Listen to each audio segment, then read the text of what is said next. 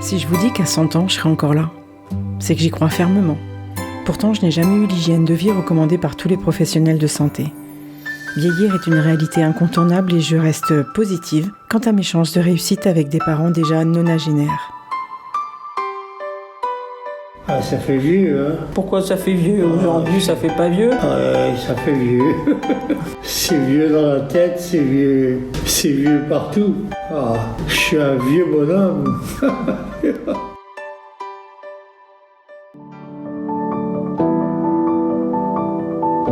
Quand les bras qui vous ont si longtemps réconfortés se fragilisent, quand vous souhaitez prendre soin avec douceur de ceux qui vous ont donné la vie, vous réalisez que c'est un monde inconnu qui s'ouvre devant vous.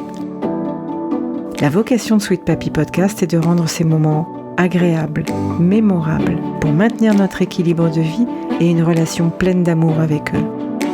Alors, avec nos invités, nous parlons de toutes les ressources positives qui existent, des solutions alternatives, des approches actuelles, et nous avons à cœur de vous les transmettre pour vous soutenir et vous aider dès à présent.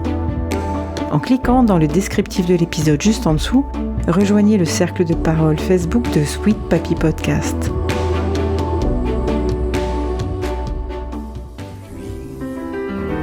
Et vous, êtes-vous prêt à devenir nonagénaire ou carrément centenaire? Demain le jour fleurira sur vos Pour cela, il faudra peut-être changer votre état d'esprit et prendre des décisions clés sur la santé, le bien vieillir et la gentillesse avec l'humour. C'est d'ailleurs la vocation du centre de ressources que Sweet Papy Podcast met en place pour les aidants, pour vous aider, pour vous guider avec des solutions au démarrage, pour vous préparer dans l'amour, dans la douceur et dans la positivité. Aujourd'hui, je suis allée chercher Charlotte Chopin.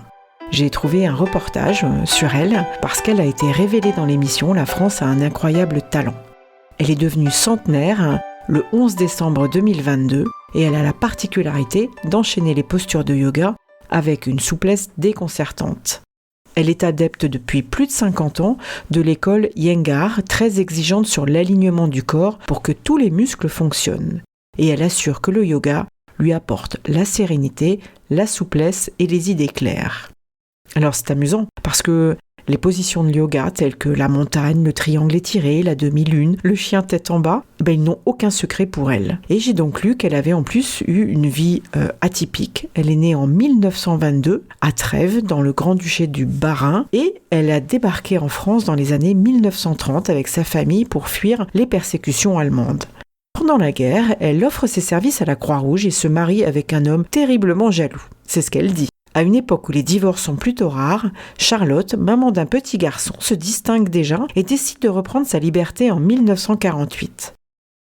Retour en Allemagne où elle rencontre Pierre, un grand résistant doublement médaillé. Second mariage en France en 1953.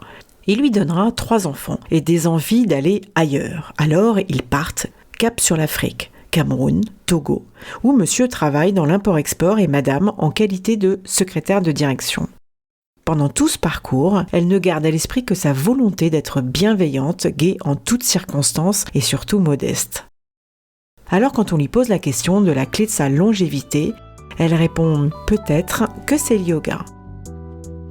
Ça me plaît de faire les postures, sentir un bien-être, aussi bien dans ma tête que dans mon corps.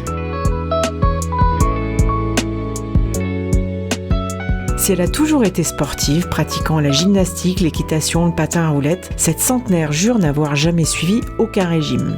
Je ne mange que des légumes, des céréales et des yaourts. Bien sûr, je n'ai jamais fumé, mais je ne m'interdis pas un petit verre de vin de temps en temps.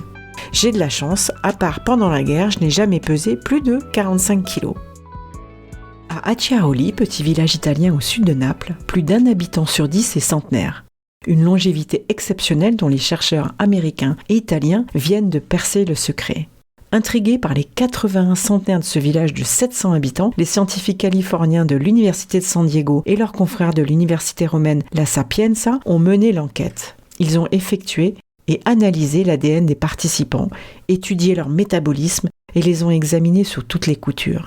Les habitants d'Acciaroli ont une très très faible quantité d'un biomarqueur bien particulier qui s'appelle l'adrénoméduline. Rien que le nom, c'est charmant. La faible quantité de ce vasodilatateur les protégerait davantage contre des maladies cardiovasculaires et des pathologies cognitives comme la maladie d'Alzheimer. Bien sûr, on sait que l'alimentation peut jouer un rôle déterminant et en Italie, forcément, on mange bien. Poissons frais, fruits, légumes du jardin. Bref, si vous souhaitez fêter encore longtemps la fête de votre grand-mère, qui sera probablement centenaire avec tous les conseils que je viens de vous donner, n'hésitez pas à venir vous inscrire dans le groupe Sweet Papy Podcast sur Facebook, où vous pourrez retrouver le replay de la conférence aidante sur l'alimentation des personnes âgées. Pour terminer cet épisode consacré à la longévité, je souhaite une très bonne fête à Mamie Yoga et à toutes nos mamies. Et j'aimerais également remercier notre partenaire L'i2ML qui a réalisé un guide des aidants pour la nutrition des personnes âgées, parce qu'on sait que c'est une base très très importante. Et si vous avez des difficultés à amener votre proche à accepter de modifier, par exemple sa façon de se nourrir, vous avez juste à me laisser votre mail sur sweetpapypodcast@gmail.com et on pourra discuter ensemble sans aucun engagement de vos besoins. À très bientôt.